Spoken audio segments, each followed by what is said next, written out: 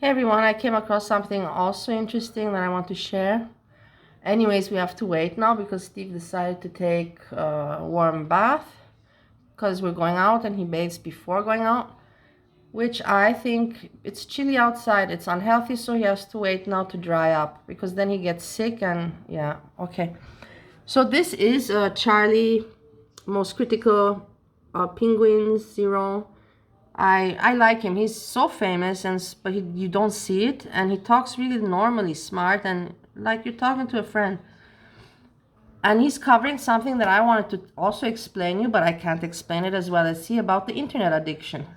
That he's also saying he has it, I have it, and I think you maybe also have it. Maybe not as severe as some people. We don't have it, but it is a addiction.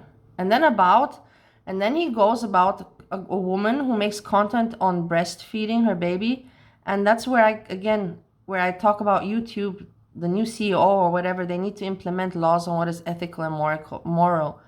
This woman, she got taken down, but I'm saying also what Foodie Beauty is doing, for example, is for me unethical, immoral with the content she puts out there, and she fakes it even eating, weight loss, whatever, but faking a religion, marriage, and trolling people, and just being a bad influence and toxic content. It's, you know what I mean. Let's listen a little bit. Learning about what kind of controversy or what drama is happening over there.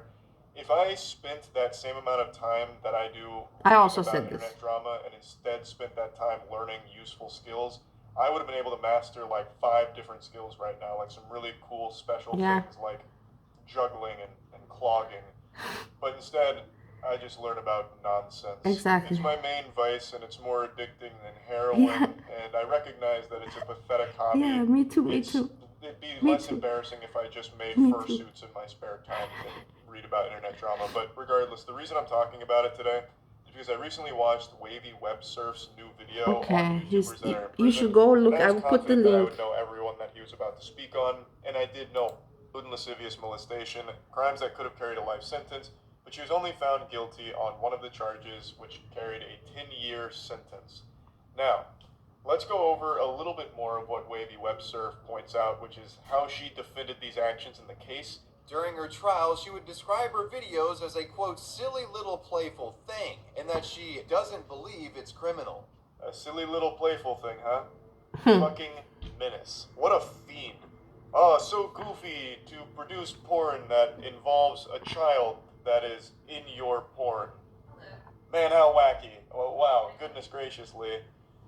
This was her entire stance during the case, that it wasn't serious, and that she was also going through mental health struggles, which led to her doing this.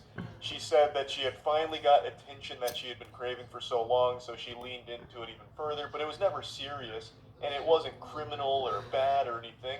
It was just a playful thing that she was also charging money for.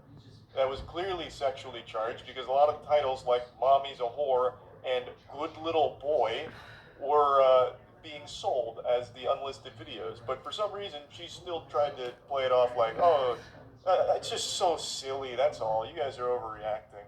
That was her absolute lobotomy. Okay, pretty interesting. I think you also find it interesting. It's pretty disgusting and sick.